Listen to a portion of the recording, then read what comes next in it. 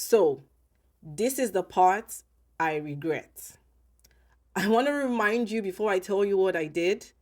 I was young, I was hurt, I was a teenager who just got their first phone, brand new, stolen.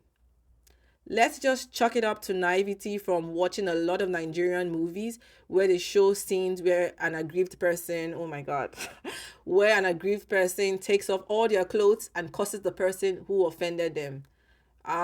It's done because it's believed that whatever you say is going to affect the person. Anyways, so usually it's done outside, but I did it in my room. Moving on, my mom is on the bus 2 weeks later, and who gets in?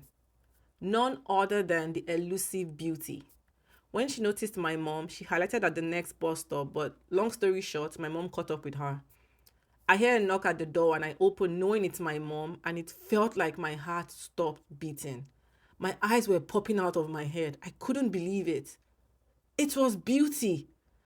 I lunged at her shouting. It was a real drama that day. I tell you, the life this lady has lived, I couldn't believe my ears. Beauty doesn't always equate good character, I can tell you that much.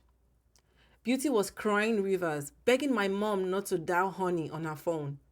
Honey was her unsuspecting fiance who lived 7 bus stops away. We tried to get her to write up and sign a contract that she would pay back so we don't make it a police matter. When we discovered that Beauty's literacy skills was on par with a nursery rhyme book. No jokes.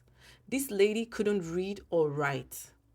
Then we go through her contact and decide to call mommy on another phone we saw. Turns out it's a stolen phone. Mommy is her friend's mom.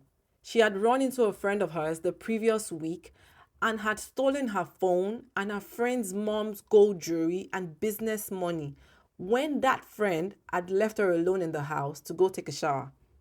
The mother was livid, threatening brimstones and fire, and in true Nigerian mom fashion, she had also exiled her daughter from the house.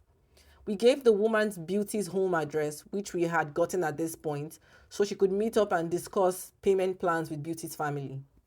We found another phone in her bag and got to know she had stolen dollars from the exchange malams who were also looking for her. Beauty was the Houdini of phone heist, leaving a trail of thefts from friends to foreign currency dealers. My mom took Beauty home to where she was living with her aunt. Her parents lived in the village. This poor woman was living in blissful ignorance, thinking her niece was the epitome of a hardworking student. In the end, we didn't get our phones back, but catching Beauty felt like winning a gold medal in the Gullible Olympics. Why didn't we go to the police, you ask? Because in Lagos, you don't just report a crime.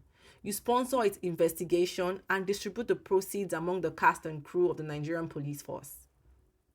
From this event in my life, I learned that beauty might get you through the door, but character keeps you from being chased down by an angry mob of your victims. And always, always listen to that little voice in your head that screams, "Red flag!" It's probably right. Stay sharp, stay skeptical, and subscribe for more from Views and Thoughts.